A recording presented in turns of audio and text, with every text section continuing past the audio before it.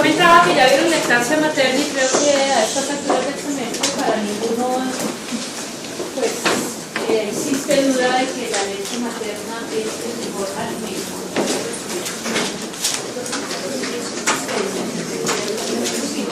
Y ojalá un poco tiempo más acompañado de otras cosas. Sin embargo, existen situaciones en las que nos toca buscar una alternativa a la lactancia materna.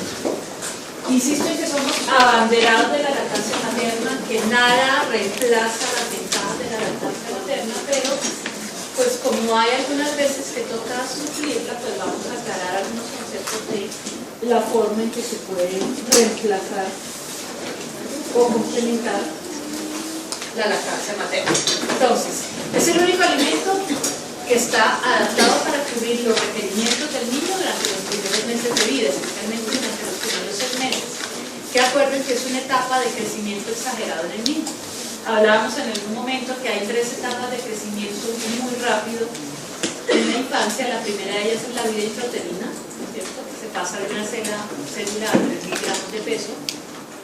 La segunda etapa de crecimiento acelerado es el primer año de vida. Y la tercera etapa es la adolescencia, ¿cierto? Entonces, durante estos primeros meses de vida, que el crecimiento y el desarrollo son importantes y son acelerados, pues hay una necesidad de nutrientes específicos que solamente los aporta la leche materna. Y acuérdense que la leche de cada mamá está diseñada para su hijo y para suplir las necesidades fisiológicas de ese niño en un momento dado, ¿cierto? Entonces, las ventajas de la leche materna sabemos que son incuestionables desde el punto de vista emocional, nutricional, inmunológico, de biodisponibilidad, todo lo que quieran, ¿cierto? Pero hay circunstancias especiales en que es necesario suplirla o complementarla. Entonces, diríamos que hay 3 indicaciones, digamos, principales en las que nos vemos en la necesidad de utilizar una fórmula láctea, ¿cierto? Entonces, en aquellos niños que no se les puede dar lactancia materna, porque hay una contraindicación específica que ya veremos cuál, pero contraindicación desde el punto de vista médico, ¿cierto? Tanto en el niño como en la madre. Hay una enfermedad o alguna razón por la cual ese niño no pueda recibir leche materna.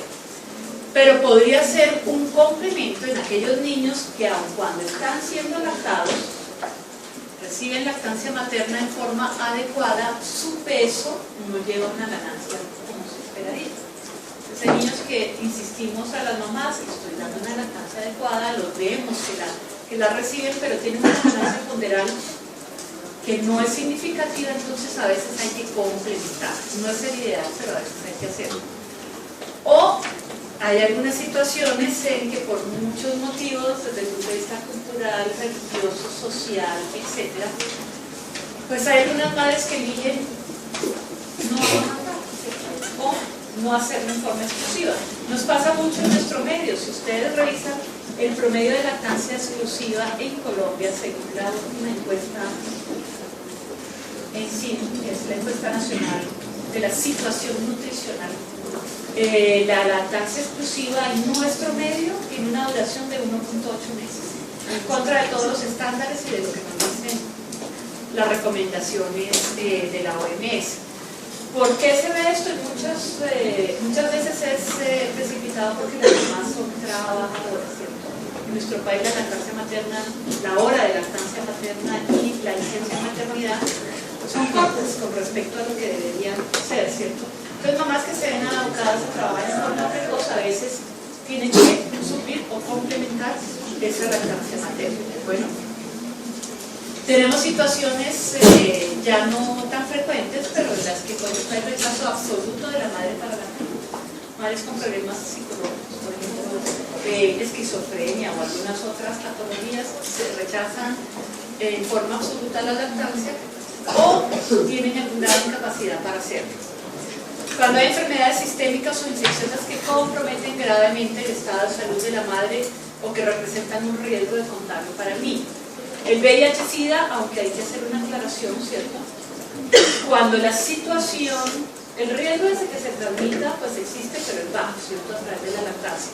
Pero ante no lactar a un niño y no tener una fórmula específica para reemplazarla, es preferible que reciba lactancia materna, ¿cierto?, a enfrentarnos a las consecuencias de un estado nutricional inadecuado en un niño.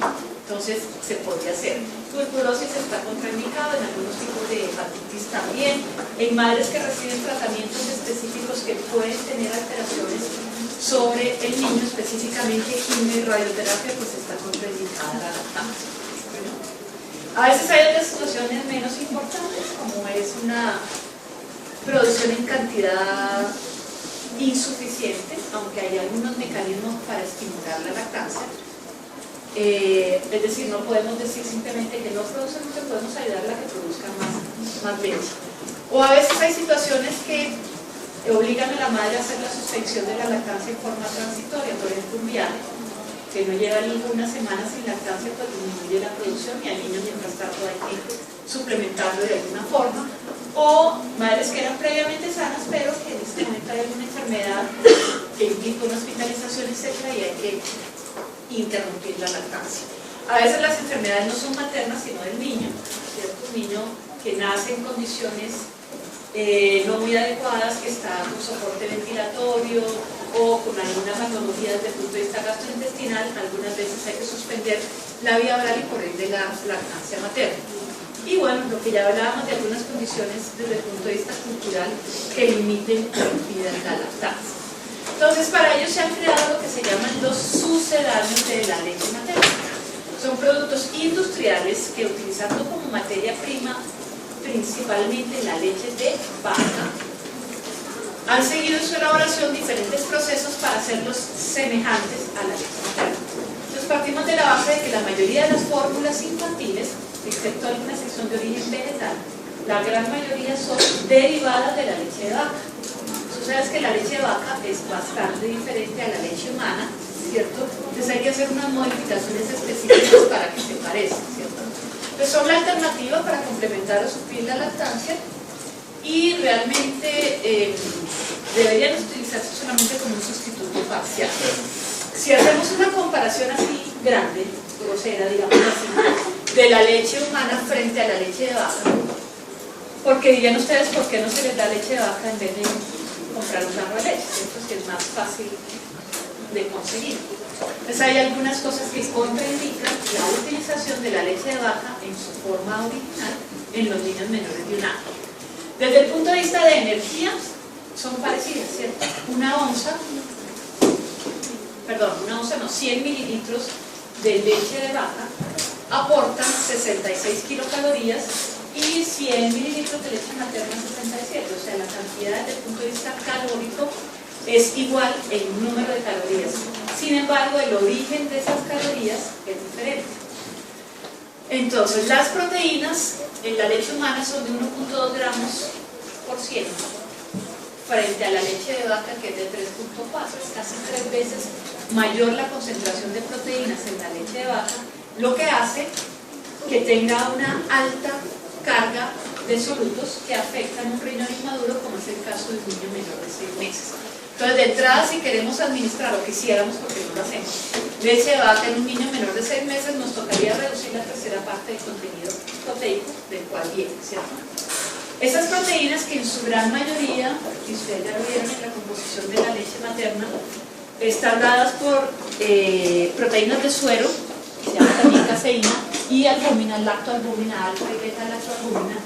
La relación en que están cada uno de estos grupos difiere en un caso y en el otro.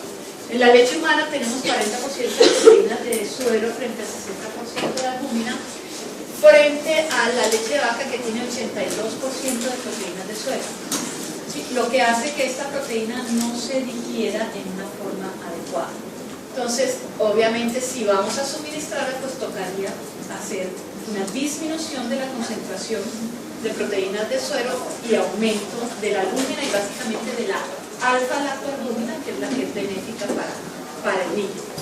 En cuanto a contenido de grasa, que es el responsable de la mayor cantidad de calorías, son sensiblemente iguales, ¿cierto? 3.8 y 3.7 gramos por ciento. Sin embargo, la grasa láctica, la grasa de la vaca, es una grasa que es tóxica. Son ácidos grasos lo cual ocasiona problemas de digestibilidad a nivel del niño y se absorben muy pobremente. En un niño que todavía no tiene sus lipasas y todos sus mecanismos de absorción de forma adecuadamente desarrollada. Entonces, para transformar una leche de vaca en algo parecido a la leche materna, nos toca sacar toda la grasa láctica. Entonces, cuando se hace el procesamiento de modificación, se extrae toda la grasa láctica y se reemplaza por grasas de origen vegetal. En su gran mayoría contienen ácidos grasos de cadena media, ¿cierto?, que se absorben con más facilidad, y ácidos grasos esenciales.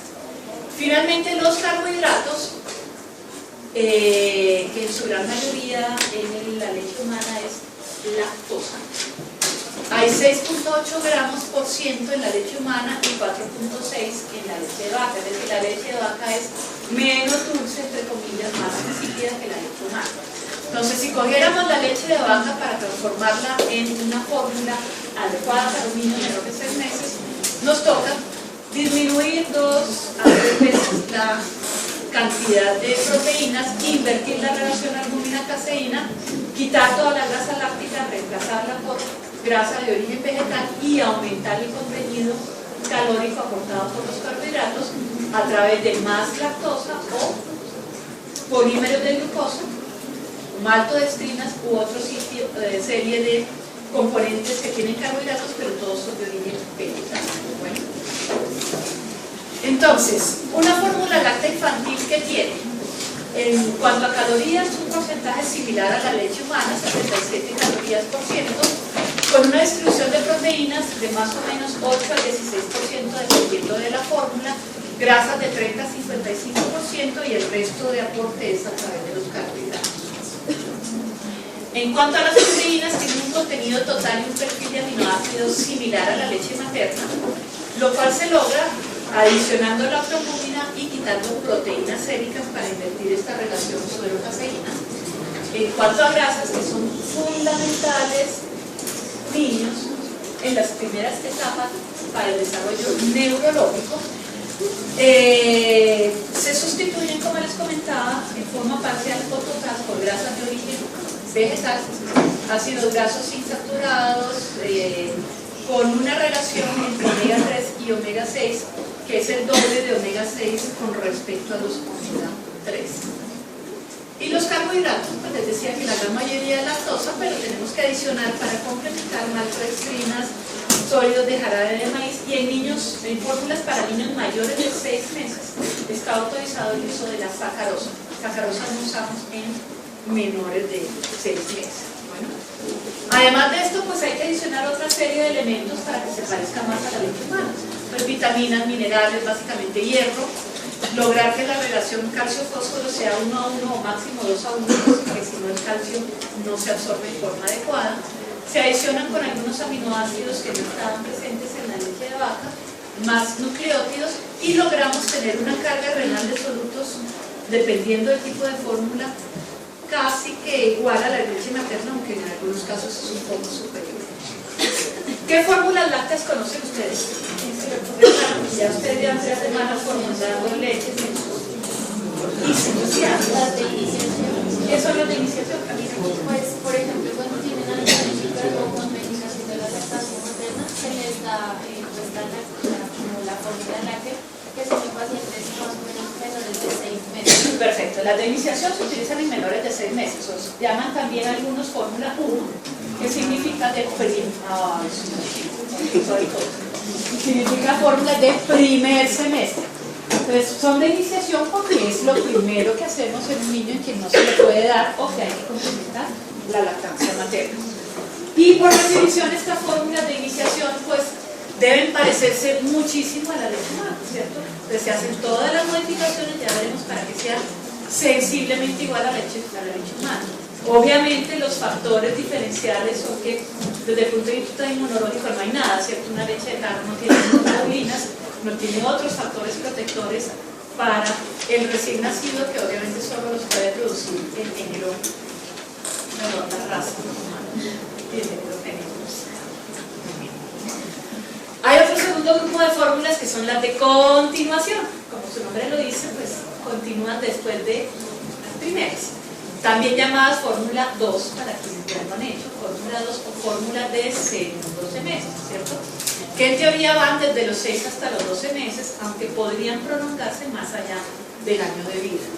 Hay un tercer grupo de fórmulas que se llaman las fórmulas de crecimiento, que van, o fórmulas 3 en algunos casos, que van después del año, para complementar el crecimiento en los primeros años de vida. Generalmente las usamos hasta los 2 o 3 años, pero podrían prolongarse más allá. Y básicamente son leches enteras. Las modificaciones con respecto a la leche de vaca son pocas. Y por último tenemos un gran grupo de fórmulas que son las llamadas fórmulas terapéuticas. ¿A alguien se le ocurre alguna fórmula que se salga de la 1, la 2, la 3 y que hayan visto utilizar? ¿Qué Fantasina? Señor, perdón. ¿No? ¿Quién está hablando por aquí, Nicolás? ¿No? Por ejemplo, Eric, muy bien.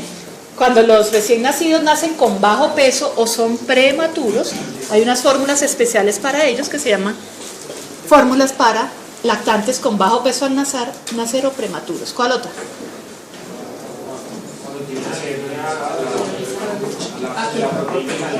¿Y cuál usas en ese caso? ¿Está hablando? Otras que son solo aminoácidos.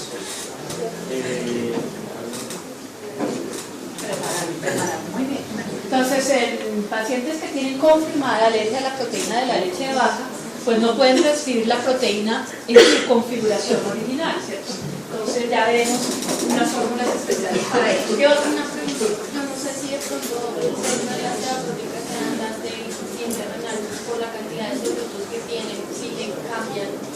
Digamos que, pero esas no son solamente infantiles, ¿cierto? Sí, por ejemplo, el Reflena y otras que tienen una cantidad de solutos menor, pero son fórmulas especiales.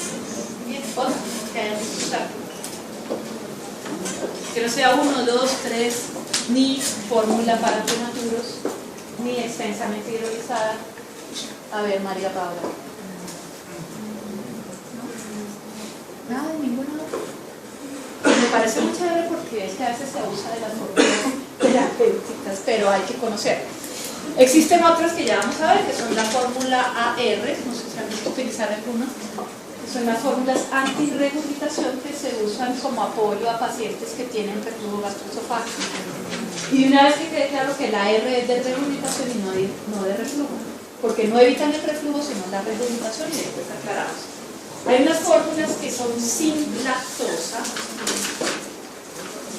que pueden ser similares a las de iniciación o a las de continuación, pero a las cuales se les ha extraído de forma importante el contenido de lactosa y se reemplaza por otros carbohidratos. Hay una fórmula cuya proteína no es originada en la leche de vaca, sino es de origen vegetal. ¿Conocen alguna? Fórmulas a base de soya. ¿Alguna otra? ¿Qué es la fórmula de almendra? ¿Conozco? No, de pronto sí. Las mal llamadas leches de almendras, de arroz, de avena e incluso de soya. Pero leche de soya no existe, leche de almendras no existe, leche de arroz no existe. Son bebidas. ¿Sí? Porque leche como tal, por definición, solo la puede producir la glándula mamaria de, pues estoy redundante, un mamífero. Burra, cabra, vaca y la raza humana. Eric no sé qué dijo, pero bueno, después nos cuenta todo. Muy bien. Entonces, el primer grupo, fórmulas de iniciación, ya lo hemos comentado, derivadas de la leche de vaca, muy parecidas en cantidad, calidad y nutrientes a la leche humana, ¿cierto? ¿Por qué? Porque tienen que adaptarse a las condiciones especiales de madurez renal, inmunológica, metabólica y digestiva del niño menor de 6 meses. Entonces, las modificaciones ya las hablamos. Recomendadas para utilizar entre los 4 primeros 6 meses de vida. ¿Por qué? Porque es la etapa en que los niños tienen alimentación láctea exclusiva, ¿cierto? Ahorita la doctora Maldonado les hablará de alimentación complementaria, que es todo lo diferente a la leche que se da en los niños a partir de los 6 meses, pero es a partir de los 6 meses. Antes solo reciben leche de la que sea, ¿cierto? Entonces, rápidamente, esto ya lo comentamos, 67 kilocalorías por onza.